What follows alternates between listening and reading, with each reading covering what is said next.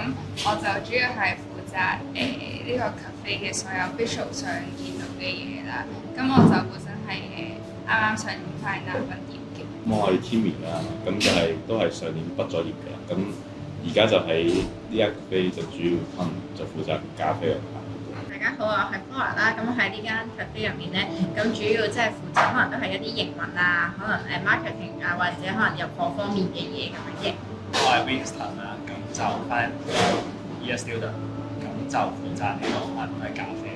我哋個名就改咗做山城啦，咁即係有啲似係同音 with 本身中大山城咁樣啦。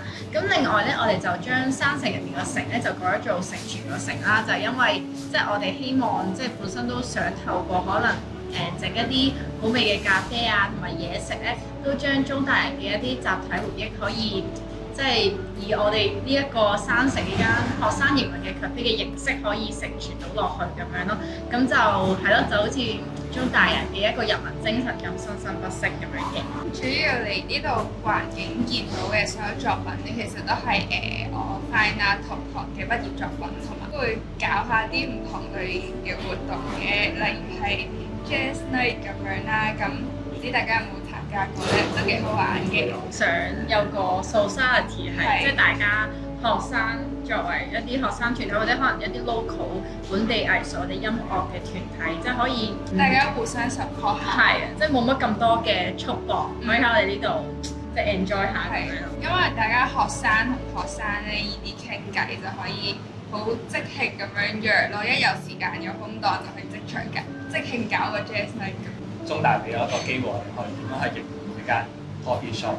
可能我哋可以喺個地方就試下，可能一啲咖啡上面嘅，即係可能啲飲品啊點樣整啊，同埋青年上面有啲咩，睇下佢哋會中意啲乜嘢。咁如果我哋可能有機會出邊開嘅，咁我哋可以喺度試一試。曾經可能有個叫師兄啦，就出邊開 coffee shop 有講過，就話其實我哋即係我哋四個喺度教呢間 coffee shop 嘅人，最重要就係我哋嘅價值喺邊。即係我講過，其實呢個 coffee shop 同出邊 coffee shop 唔同嘅就係我哋可以當做即係學生會當做呢個 coffee shop 做一個叫做中大嘅聚會地方傾下偈。